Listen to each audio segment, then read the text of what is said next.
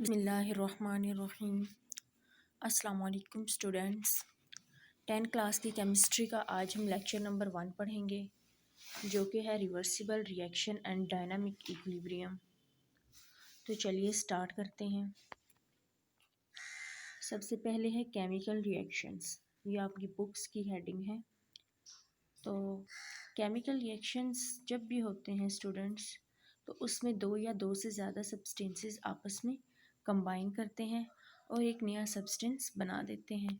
जो सब्सटेंसेस आपस में कंबाइन करते हैं उनको हम कहते हैं रिएक्टेंट्स, और जो नया सब्सटेंस बनता है उसको हम कहते हैं प्रोडक्ट्स।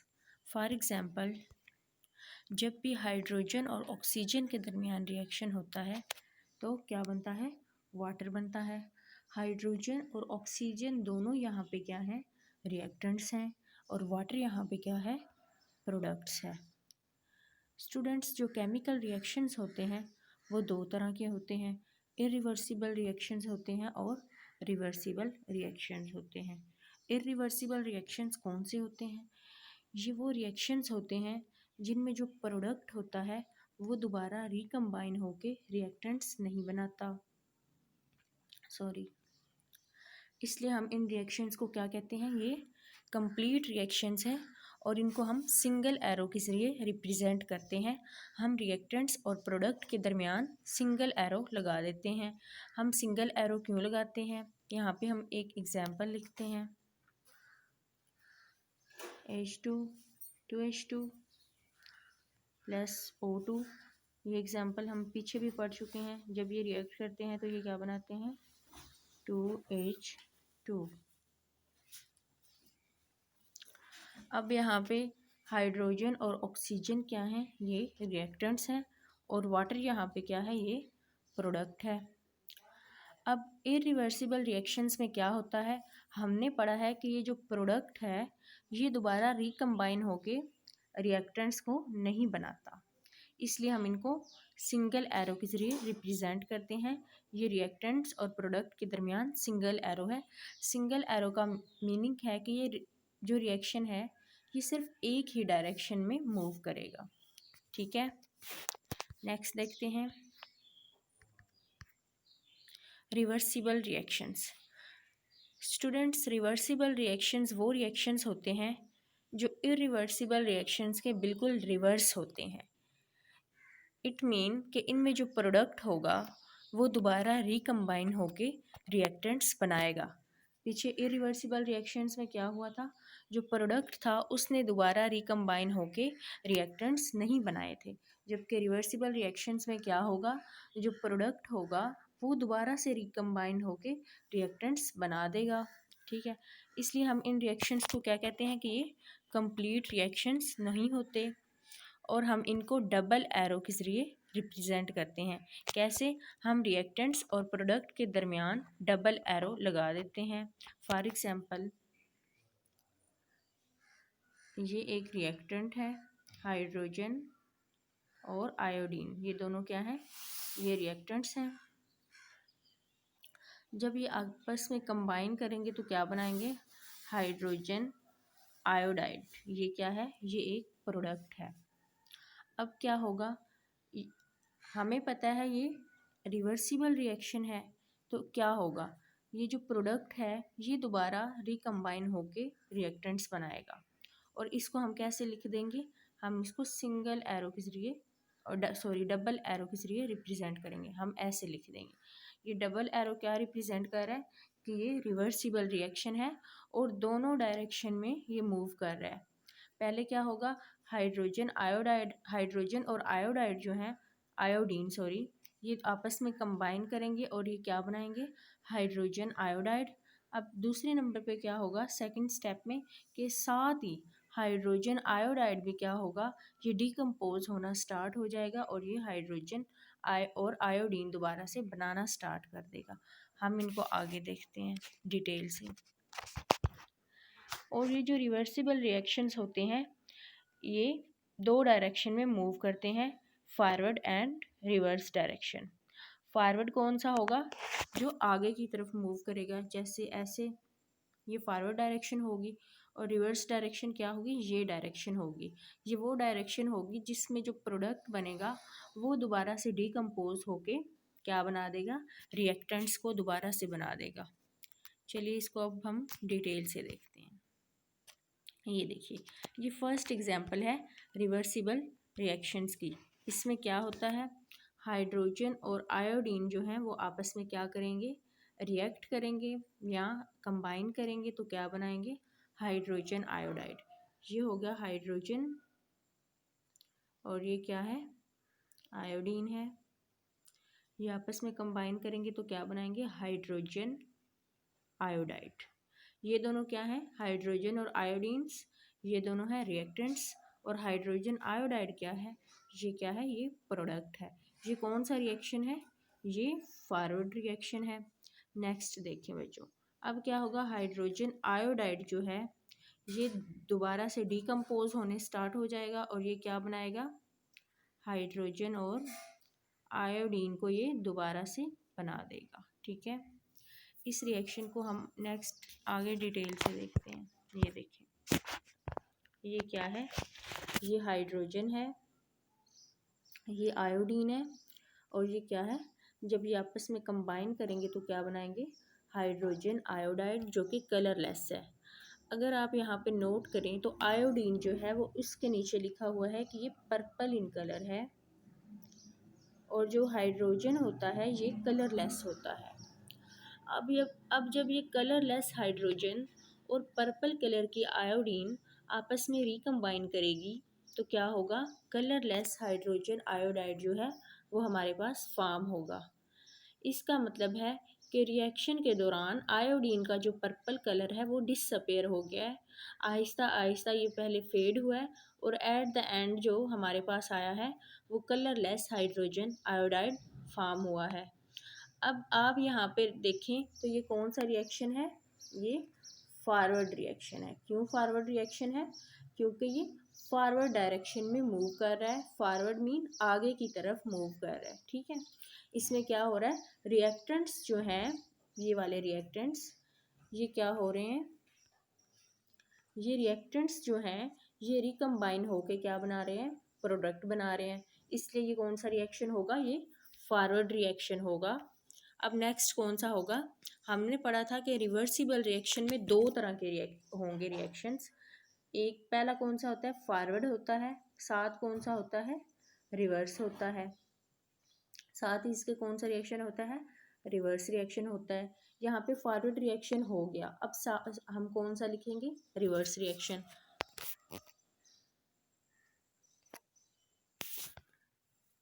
सॉरी,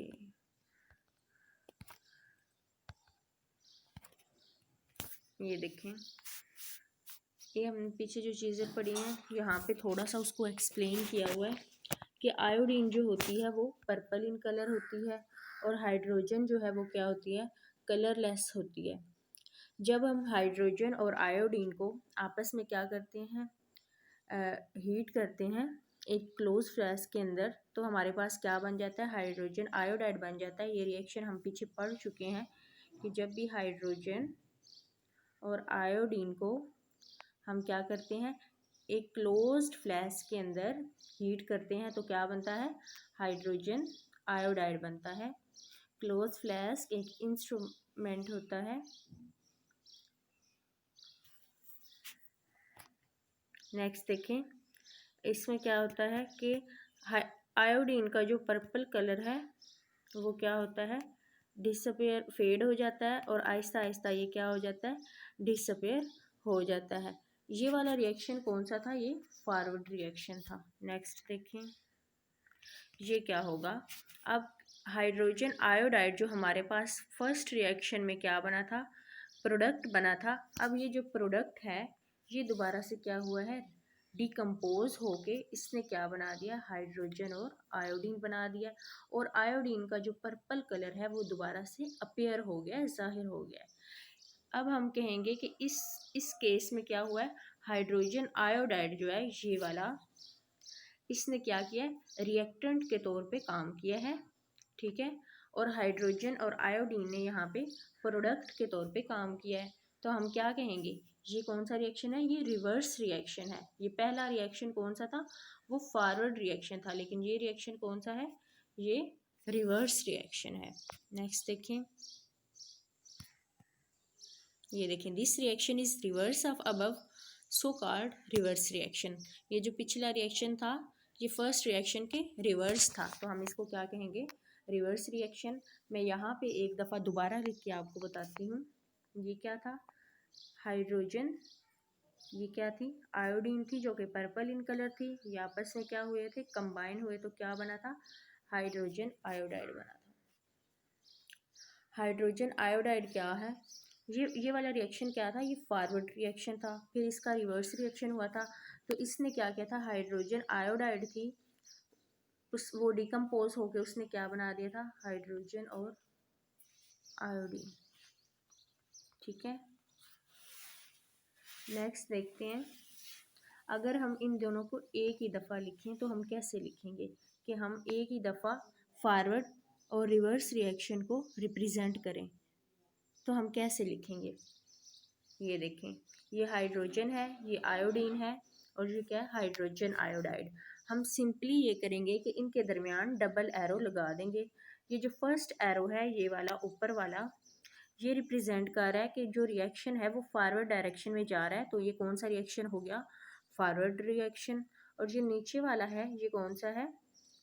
ये रिवर्स डायरेक्शन में जा रहा है, इस तरफ जा रहा है। अगर आप नोट करें तो ये क्या है? रिवर्स रिएक्शन हो गया।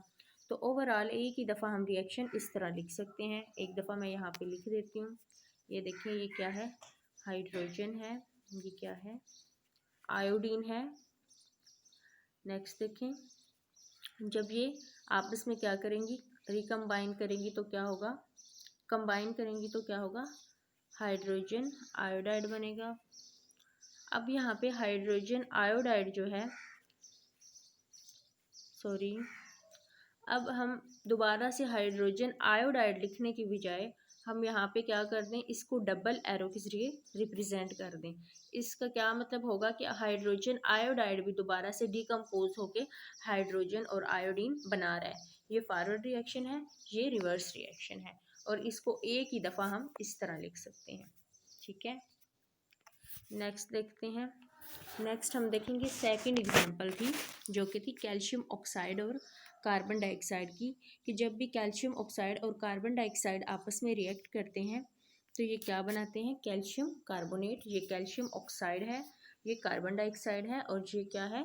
ये कैल्शियम कार्बोनेट है। ठीक है, अब जब कैल्शियम कार्बोनेट दोबारा से क्या होती है? डिकम्पोज होती है, तो ये क्या बनाती है? कैल्शियम ऑक्साइड बनाती है, और कार्बन डाइऑक्साइड जो कि गैस है वो बनाती है। ठीक है, अब इसके हम दो केसेस पढ़ेंगे। ठीक है, हम दो फ्लास्क लेंगे।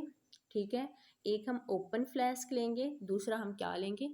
क्लोज्ड फ्लास्क लेंगे। ओपन फ्लास्क में एक दफ़ा हम कैल्शियम कार्बोनेट को हीट करेंगे और डिकम्पोज करेंगे, और एक दफ़ा हम क्लोज्ड फ्लास्क में कैल्शियम कार्बोनेट को हीट और डिकम्पोज करेंगे, और हम देखेंगे कि क्या होता है। चलिए आगे देखते हैं। ये इसमें क्या हुआ स्टूडेंट्स? हमने ओपन फ्लास्क एक लिया है और एक हमने क्या किया? क्लोज्ड फ्लास्क लिया है। सबसे पहले ओपन फ्लास्क को देखते हैं। ये देखें, अगर आप यहाँ देखें तो ओपन फ्लास्क है ये इसका जो माउथ है वो ओपन है। ठीक है, इसमें हम कैल्शियम कार्बोनेट को डाल देंगे और इसको हम क्या करेंगे? हीट कर देंगे। तो क्या होगा? कौन कौन सी दो चीज़ें बनेगी? कैल्शियम ऑक्साइड और कार्बन डाइऑक्साइड। हमने पढ़ा था कि जब हम कैल्शियम कार्बोनेट को हीट करेंगे, ये हीट का निशान है डल, तो क्या बनेगा? कैल्शियम ऑक्साइड और कार्बन डाइऑक्साइड बनेगा। यहाँ पे भी जब इसको हीट किया है तो कैल्शियम ऑक्साइड बना है ये वाला, और कार्बन डाइऑक्साइड बना है। अब ये जो फ्लास्क है ये ओपन है, तो क्या होगा? कार्बन डाइऑक्साइड जो है वो स्केप आउट हो जाएगी, वो इससे बाहर चली जाएगी। पीछे क्या रह जाएगा? Calcium oxide. अब ये जो कैल्शियम ऑक्साइड पीछे रह जाएगा, कार्बन डाइऑक्साइड तो है नहीं, तो ये क्या करेगा? ये दोबारा से रिकम्बाइन नहीं होगा और कैल्शियम कार्बोनेट नहीं बनाएगा। इसलिए हम इस रिएक्शन को क्या कहेंगे? ये इरिवर्सिबल रिएक्शन है और ये कंप्लीट हो जाएगा। नेक्स्ट देखिए बच्चों, ये कौन सा है, ये क्लोज फ्लास्क है। अगर आप यहाँ पे देखें तो इस पे कॉर्क लगा हुआ है, ठीक है। अब क्या करेंगे, हम कैल्शियम कार्बोनेट को हीट करेंगे किसी क्लोज फ्लास्क के अंदर, तो वही दोबारा से दो चीज़ें बनेंगी, कैल्शियम ऑक्साइड और कार्बन डाइऑक्साइड, जो कि यहाँ पे आपको नज़र आ रही हैं। तो क्या होगा, अब फ्लास्क जो है वो बंद है, तो क्या होगा, कार्बन डाइऑक्साइड जो है वो गैस है वो ऊपर तो जाएगी, लेकिन दोबारा से नीचे वापस आ जाएगी और दोबारा से कैल्शियम ऑक्साइड के साथ रिकम्बाइन करके, कैल्शियम ऑक्साइड और कार्बन डाइऑक्साइड दोनों आपस में रिकम्बाइन करके क्या बना देंगी, कैल्शियम कार्बोनेट बना देंगी, ठीक है। नेक्स्ट देखते हैं। अब हमने कुछ पॉइंट्स यहाँ पे जो है वो अपने जहन में रखने हैं कि जो डिकम्पोजिशन होती है वो रिवर्स होती है कम्बिनेशन की। डिकम्पोजिशन क्या होती है कि जब कैल्शियम कार्बोनेट जो था वो डिकम्पोज हो रहा था और क्या बना रहा था, कैल्शियम ऑक्साइड और कार्बन डाइऑक्साइड। तो सिंपल मीनिंग्स में हम कह सकते हैं कि ये टूटना हो सकती है कि जब कैल्शियम कार्बोनेट जो है वो हीट के बाद डिकम्पोज हो गया था, टूट गया था कैल्शियम ऑक्साइड और कार्बन डाइऑक्साइड में। और कम्बिनेशन क्या होती है, कम्बिनेशन होती है कि जब कैल्शियम ऑक्साइड जो था वो कार्बन डाइऑक्साइड के साथ क्या हुआ था, कंबाइन हुआ था, मिल गया था, तो इसने क्या बनाया था, कैल्शियम कार्बोनेट, ठीक है। तो हम कह सकते हैं कि decomposition is reverse to combination. कैसे रिवर्स है, देखें फर्स्ट स्टेप में क्या हो रहा था, एक दफ़ा दोबारा लिखती हूँ ताकि आपको अच्छे से समझ आ सके। ये क्या है, ये कार्बन डाइऑक्साइड है और यहाँ पे क्या बन रहा है, कैल्शियम कार्बोनेट। यहाँ पे क्या हो रही है, यहाँ पे कम्बिनेशन हो रही है, दो चीज़ें आपस में मिल रही हैं, ठीक है। इसलिए हम ये क्या कहेंगे कि ये फर्स्ट स्टेप में क्या हो रही है, कम्बिनेशन हो रही है। और यहाँ से जब ये हो रहा है तो यहाँ पे क्या हो रही है, डिकम्पोजिशन हो रही है। ऊपर क्या हो रही है, कम्बिनेशन, जिसको मैंने सी से लिखा है, और नीचे जिसको मैंने डी से लिखा है। इस डायरेक्शन में, रिवर्स डायरेक्शन में क्या हो रही है, डिकम्पोजिशन हो रही है। अब जब स्टार्ट होता है तो हमेशा फॉरवर्ड जो रिएक्शन होता है वो ज़्यादा होता है। ये ऊपर वाला जो है, एक दफ़ा दोबारा लिखते हैं, calcium oxide plus carbon dioxide, और ये क्या बन जाएगा, कैल्शियम कार्बोनेट। अब जब स्टार्ट होती है तो हमेशा फॉरवर्ड जो रिएक्शन होता है वो ज़्यादा होता है। क्यों, क्योंकि रिएक्टेंट्स जो होते हैं वो स्टार्ट में हमारे पास ज़्यादा होते हैं और प्रोडक्ट हमारे पास जो होता है वो अभी बना नहीं होता। तो क्या होगा, फॉरवर्ड रिएक्शन ज़्यादा होगा, क्योंकि रिवर्स रिएक्शन तो तब भी होगा ना जब प्रोडक्ट बनेगा। यहाँ पे कुछ प्रोडक्ट बनेगा तो वो रिवर्स रिएक्शन करेगा ना, ठीक है। इसलिए स्टार्ट में क्या होता है, फॉरवर्ड रिएक्शन जो होता है वो ज़्यादा होता है और रिवर्स रिएक्शन जो होता है वो स्लो होता है। और एक स्टेज ऐसी आती है, आहिस्ता आहिस्ता देखें, अब यहाँ पे क्या होगा, प्रोडक्ट बनने स्टार्ट हो जाएंगे तो क्या होगा, रिवर्स रिएक्शन भी क्या होता है, वो स्पीड अप हो जाता है और यहाँ पे रिएक्टेंट्स कम होने लग जाते हैं। आहिस्ता आहिस्ता क्या होता है कि एक स्टेज ऐसा आता है कि दोनों जो रिएक्शंस हैं वो एक दूसरे के इक्वल हो जाते हैं और हम कहते हैं कि ये जो स्टेट है ये केमिकल इक्विलिब्रियम स्टेट है, या केमिकल इक्विलिब्रियम यहाँ पे इस्टेब्लिश हो गया है। केमिकल इक्विलिब्रियम क्या होता है कि जब भी rate of forward reaction, forward reaction कौन सा था, जो इस डायरेक्शन में जा रहा था, और रेट ऑफ रिवर्स रिएक्शन जो इस डायरेक्शन में जा रहा था, ये एक दूसरे के इक्वल हो जाएं तो हम उसको क्या कहते हैं, केमिकल इक्विलिब्रियम। क्या, rate of forward direction is equal to rate of reverse reaction जब हो जाता है तो हम क्या कहते हैं, केमिकल इक्विलिब्रियम इस्टेब्लिश हो गया। जब स्टूडेंट्स केमिकल इक्विलिब्रियम इस्टेब्लिश होता है तो उसमें भी आगे दो पॉसिबिलिटीज़ होती हैं, या तो वो स्टैटिक इक्विलिब्रियम होता है या फिर डायनामिक इक्विलिब्रियम होता है।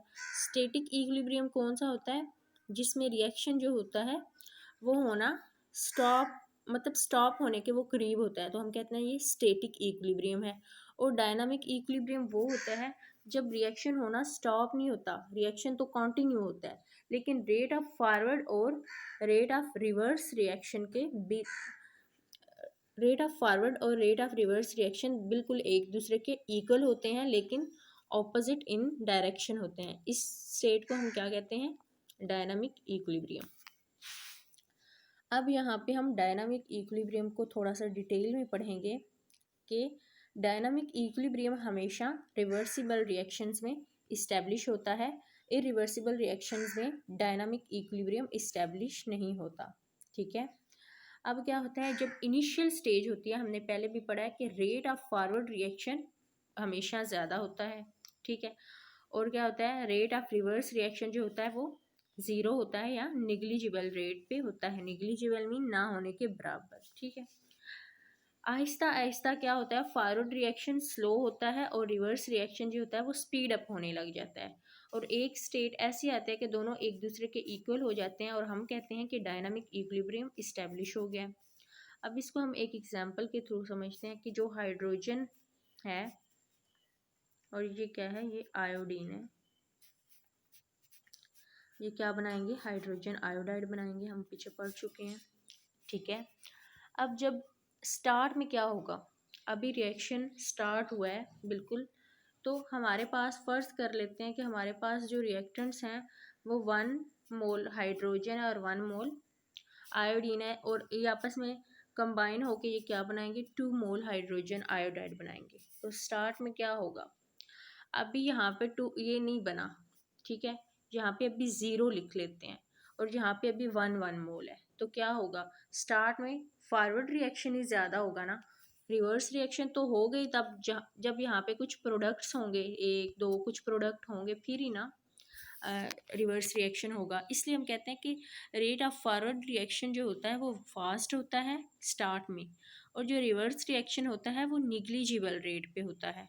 आहिस्ता आहिस्ता क्या होता है, यहाँ पे प्रोडक्ट बनने स्टार्ट हो जाएंगे और यहाँ पे रिएक्टेंट्स जो है वो कम होने स्टार्ट हो जाएंगे।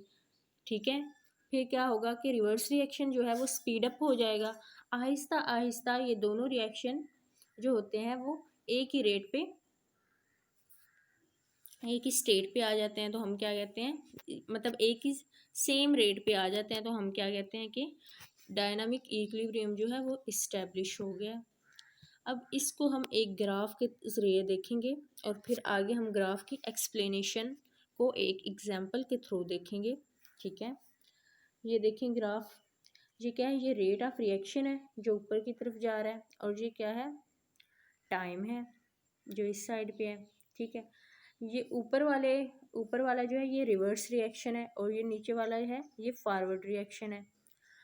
अब अगर आप देखें तो स्टार्ट में जो रिवर्स रिएक्शन है वो बिल्कुल ज़ीरो है, और जो फॉरवर्ड रिएक्शन है वो ज़्यादा है।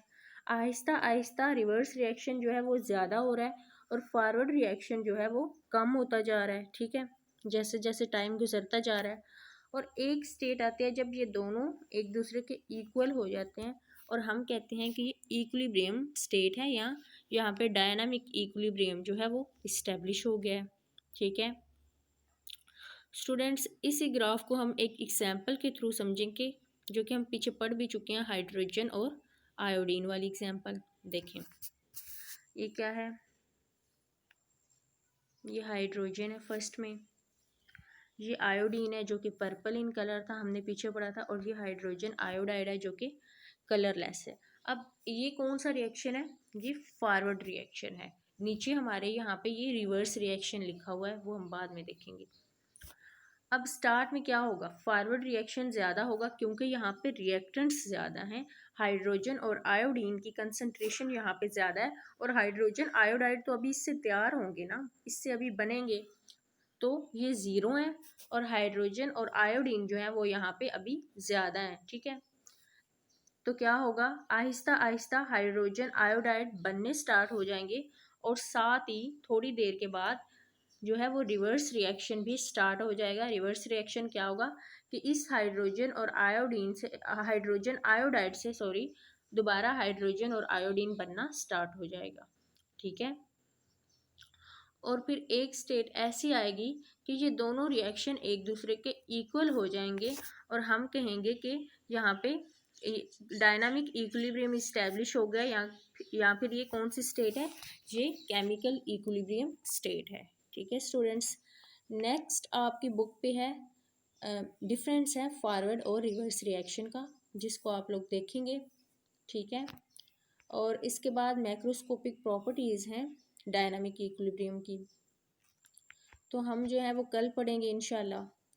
आज हमने रिवर्सिबल और इरिवर्सिबल रिएक्शंस को देखा है। उससे पहले हमने देखा था कि रिएक्टेंट्स और प्रोडक्ट्स क्या होते हैं। रिएक्टेंट्स मैंने आपको बताया था ये वो होते हैं जो आपस में कंबाइन होते हैं तो प्रोडक्ट बनता है। इसके बाद हमने इरिवर्सिबल रिएक्शंस देखे थे और रिवर्सिबल रिएक्शंस को हमने दो एग्जाम्पल के थ्रू समझा है। पहली एग्जाम्पल कौन सी थी, हाइड्रोजन और आयोडीन वाली, जिसमें हाइड्रोजन और आयोडीन आपस में कंबाइन होकर उन्होंने क्या बनाया था, हाइड्रोजन आयोडाइड बनाया था। और दूसरी कौन सी थी, जिसमें हाइड्रोजन आयोडाइड ने कंबाइन हो डिकम्पोज होके क्या बनाया था, हाइड्रोजन और आयोडीन दोबारा बना दी थी। फॉरवर्ड रिएक्शन में अगर आपने नोट किया हो तो कम्बिनेशन हो रही होती है और रिवर्स रिएक्शन में डिकम्पोजिशन हो रही होती है। ठीक है, कि जो चीज़ बन गई होती है वो दोबारा से डिकम्पोज होके दोबारा से वो रिएक्टेंट्स दोबारा से वही बना रही होती है। ठीक है, तो आज के लिए इतना ही। कल हम नया टॉपिक पढ़ेंगे। Thank you. अल्लाह हाफिज़।